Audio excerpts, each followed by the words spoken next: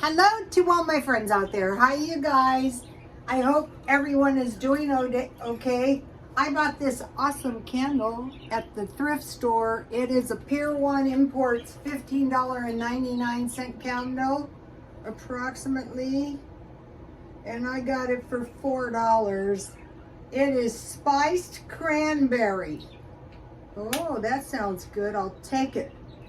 So I was able to get all the candles I need for Christmas, and I had my doubts. Okay, this video is learning how to prepare for food shortages is essential. Why? 1 week low-cost meal plan. Okay, why is it essential to prepare for food shortages? Murphy's Law. Anything that can go wrong will go wrong, most likely at the worst possible moment. How about that? Could that ever happen? Oh yeah, that would happen. Okay, the first thing I'm gonna make is an egg salad sandwich. So I have 2 boiled eggs. And so it's gonna be a small salad or fruit. I made scones. I have jam or honey. Okay, China. How about China? Is anything that can go wrong will go wrong at the worst possible moment happening? Well, yeah, it's flooding there. We just had a hurricane here. And that's one thing that has really messed my week up. I was messing around with the yard and the hurricane stuff. I did learn a lot. 3.7 million people crying for help. And what are they saying when they're crying? They're saying, after the 3-year lockdown, now the area they live is where the dams let out their water. Well, people, you know, you live in the dam area. I have a reservoir behind here. Hope they never do that. Anything that can go wrong will go wrong at the worst possible moment. How about Hawaii? Anything that can go wrong will go wrong at the worst possible moment. I mean, not staying up nights, but having some idea. Okay, another thing that's happening in China is they're mentioning that the foreign businesses are kind of like leaving. I heard when the pandemic first started, someone who kind of lived here and there said we can survive 1 year, not 2. Well, over there, I guess it was going on for 3 years. So, and then I'm going to have 1 week low-cost meal. Okay, Adventures with Dano. Go to that channel. And what he says, prepare for a long winter. I go, wow, yeah, that's probably a good idea. Okay, I want to report something to you guys. Something very interesting. Uh-oh. Someone we know got her first job at In-N-Out Burger, $25 an hour, day 1. Yes. I go, that's awesome. I should get a job there. I'm always saying I should go back to work, but I don't think it's a good idea because if I live an average lifespan, I probably got about 9 years left. Everyone thinks they're going to live to be 90, and they're probably not. I hope so, but I wouldn't bank on it. If you've been an average person, probably, you know, okay, a little mayonnaise, a little mustard. I mean, prepare for the worst. Okay, so expect a miracle, but prepare for the worst. Okay, so our standard of living doesn't have to be anything too exciting. It would be a clean, dry place to sleep, warm in the winter, and hopefully not too cold in the summertime. Food. Go to the food banks now if you really need food. I think that's such a dangerous, that is not a good idea to wait. You know, start going now and get a little food in your house if you need it. and water. We just had another contamination here in San Diego. This time, E. coli in the drinking water. So I was saying to my son, just don't please do me a favor. Don't drink the tap water. I'm starting to buy I'm just buying spring water. Okay, so I have consumed almost a loaf of bread. When you're kind of low on money, I would stay to a basic. So I have 2 heels left, so I've probably made 11 sandwiches this week, or thereabouts. I think this is enough for 2 sandwiches. Yeah, I have enough left for another sandwich, but I'm just gonna make one. So, okay, so, you know, also the war, if you are just a regular citizen, you know, that's not preventable on your part. Okay, so today I had good mozzarella cheese, and I made a grilled cheese sandwich, and I had a chocolate latte. This is a really good meal, and then I had 2 muffins. So these are chocolate chip muffins that I made, and I will put those in the freezer. But I bought bananas because what I want to do is cook my own food as much as possible.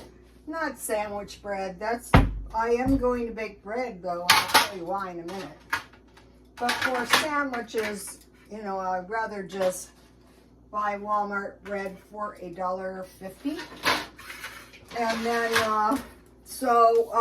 the next meal is grilled cheese sandwich, chocolate latte, and 2 muffins. Okay, so that sounds like an easy meal, and it is, but still, you need cheese, you need butter, you need milk, and you need chocolate, and you need eggs.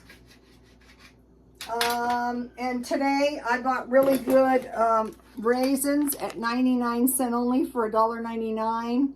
These are good. I will keep them in the freezer. And muffin mix. So just for that one little meal, you need cheese, butter, milk, chocolate, eggs, raisins, and muffin mix. Okay, the next, okay, now let's think about the rice shortage.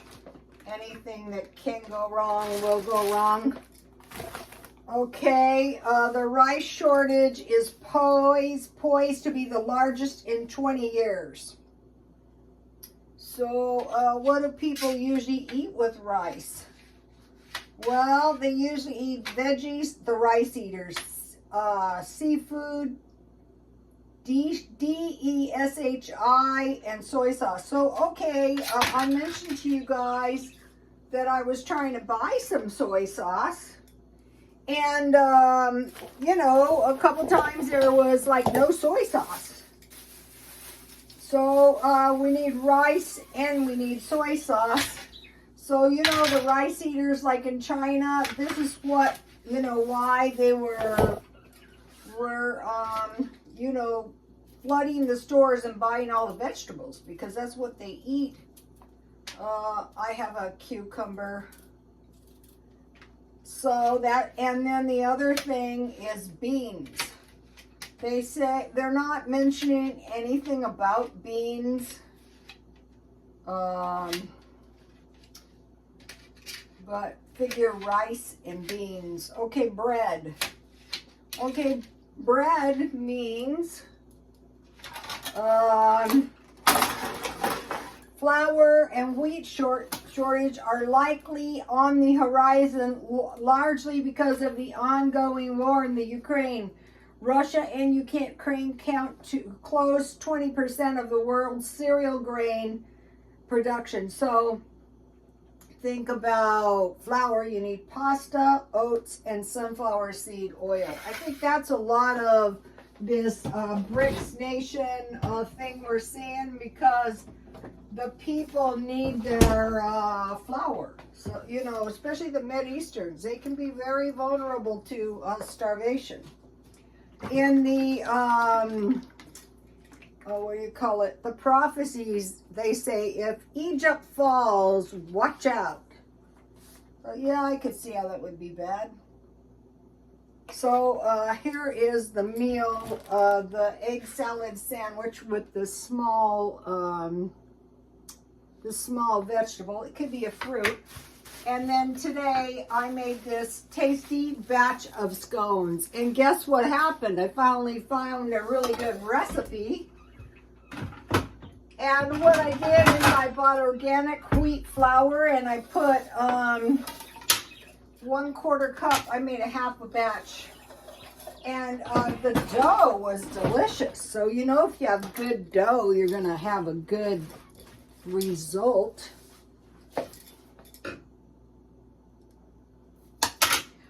This is funny. Scones are so much easier, I think, so much easier to make that you're not supposed to cut your scones. I think they're easier to make than biscuits myself. Anything is good if you get a good recipe. Okay, and this is some homemade, I think this is blueberry jam. I think this is grape jam that I made. Jam is another easy thing. Oh, here we go. Is another easy thing to make once you learn how to make it. And so, you know, the point is you find some cheap recipes that are not so bad, and you find enough for a week. So, am I going to be suffering? No, I'm not going to be suffering. Now, I am letting myself have half a cup of tea. So this is chamomile tea, so you think it wouldn't bother me because it's got no caffeine. I took 1 cup of spring water, I put 3 tea bags in, and I left it in there while I heated 2 cups of boiling water, and then I added that to the tea bags in the cold water, and I left it 10 minutes, and that gives you the best tea ever. Okay, so now, bread, wheat, pasta, oats, sunflower seed, anything with flour. Only 50% of the farmer's potatoes are sellable. Likely to be the case until mid-2023. So basically, it was kind of like, I don't know why, but tea is very delicious with scones.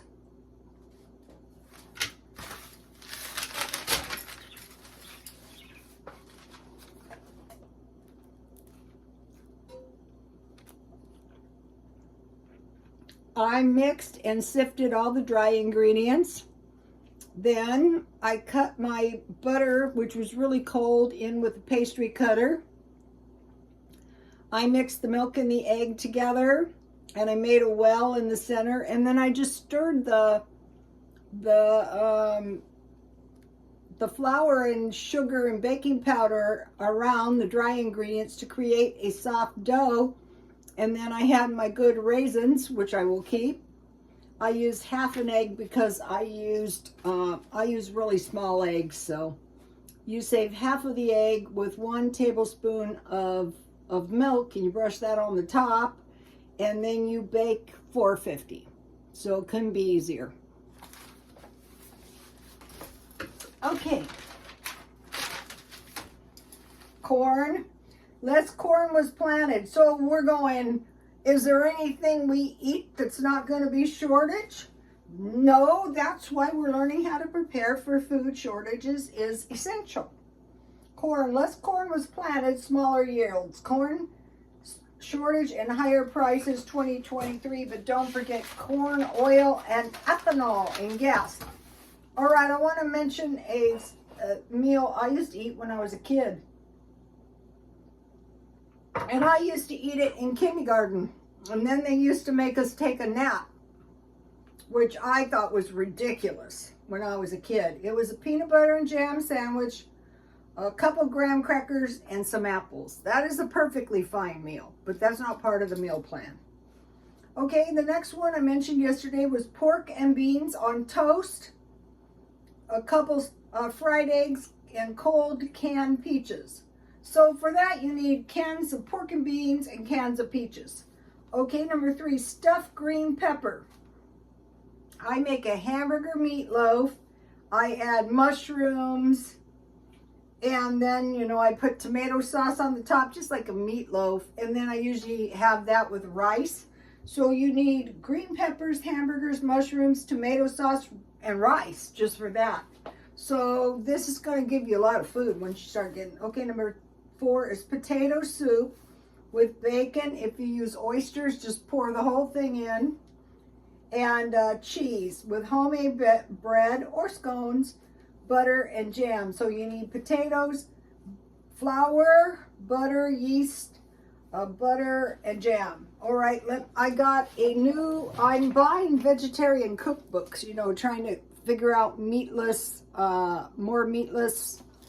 I was going to the Adventist church. I'll probably go back. And, you know, they have made a lot of good points. Okay, so here we have the potato soup. It is potatoes. It is, let's see, I can't see from the side. Potatoes, leeks or onions, salt, water, heavy cream, or sweet butter. So that's all you need. And this is going to be bad news if you got to stockpile up dry potatoes, all the food that the poor people eat. Here's another shot. Uh-oh, I reckon my cookbook. You can get these for $3.99 online, and there's tons of good recipes. I bought it today. Okay, enchiladas with cheese and olives.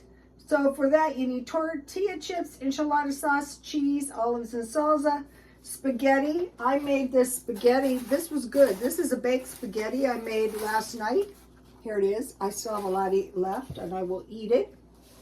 Hamburger or mozzarella cheese or both. Onion and garlic. Fry your hamburger, spaghetti sauce, pasta, top with cheese, and bake. So you need hamburger, cheese, pasta, spaghetti, and sauce. And then if you want garlic bread, heat butter in a pan, add a little garlic salt, and then just brown your bread right on the in the butter. So you need bread and garlic sauce. Okay, now I want to talk about try to grow some food. So this year I thought, what is going on here? Well, basically I had crop failure. I had gophers, squirrels, rats, tarantulas, and then I had Hurricane Hillary. But I did harvest topsoil out of the ditch that I actually cleared out twice. And thank God I did that because we didn't have any flooding or anything. Okay, so now here is an example. This was one of my celeries. So see how much celery is growing, but it's got a couple roots now. Can you see the roots, you guys? There's a couple roots. So now I can plant it. I just put it in dirt up to here. And when I harvest it, when it grows big, I just cut one stalk at a time off. Or if it starts declining, I can cut them. And then, you know, I had harvested a lot of seeds. Bell peppers are easy. And I just sprinkled them all over the backyard, and now they're growing. And I bought seeds whenever I could find them for 25 cents. The main thing I want to grow is cherry tomatoes. And don't give up on trying to grow a little food. Buy things that are worth more than you paid. Okay, today I told you I'll go on a little trip. So I bought this nice carry-on for $8.25. I could sell it, but you know, I'll just use it for luggage. And then I got a pillow for Christmas. Looks very cute on my couch. $2. That was half price. I usually sell that kind of stuff for $1. Okay, one more thing. Have you guys heard of stem cell patches? Okay, people are starting to crop up saying they're using them, and you know, they're supposedly working very good. So I think the major reason is it's to stay young longer, but I think it's really like, it's probably eventually going to work. It's a patch. It's not shown to be safe or effective for most ailments. So it's like snake oil. $5,000 to $50,000 takes up to 1 year. Anti-aging properties, technically feasible to delay aging. A layer of stem cells or a layer of differential cells from stem cells. Embryonic stem cells or adult stem cells found in bone marrow, cord, blood, donated blood, placenta, umbilical cords of newborn babies. And they say they're all you know, donated. So, okay. So this goes back to why I like Adventism. If I do get sick, I think I'll go to Paradise Valley Hospital here. But the side effects are fatigue, headache, chills, nausea. That's a deal breaker for me, and a low-grade fever. But some people will do anything. The quest for a longer life has been going on, I think, since the beginning of time, and I think it was at the heart of pharmacology back in the Egyptian times. So I don't, at my age, if I possibly can, I'm trying to avoid all medical intervention. So I think my safest bet, I'm not saying for everyone, is to lose weight so I'm thin, and to exercise, you know, to keep up my muscle mass, which of course I haven't been doing, because when you get older, you don't feel like it. And then try to go to all natural. This is pretty decent food. You know, make sure you're taking care of yourself. Like me, I've been postponing going to the dentist, and the next time I go, I postpone doing everything. I have to go to the eye doctor. I mean, if it's something I have to do to myself, I have to do it. So, the problem with the stem cell patches are that I could see would be blood incompatibility. So they go, okay, well, we're going to match your organs, we're going to match your blood. Well, I could see that in interventions where, you know, in order to save your life, you need an organ or something. But I think it's a little bit, I personally do not want to receive any blood products from anyone if I can avoid it. And another thing is, this could become an issue with the meat, you know, too. You know, if they're using the blood to generate, you know, lab created meats, a lot of us wouldn't care to consume it. So, okay, you guys, I will see you later. Please like, comment, and subscribe, and God bless you all.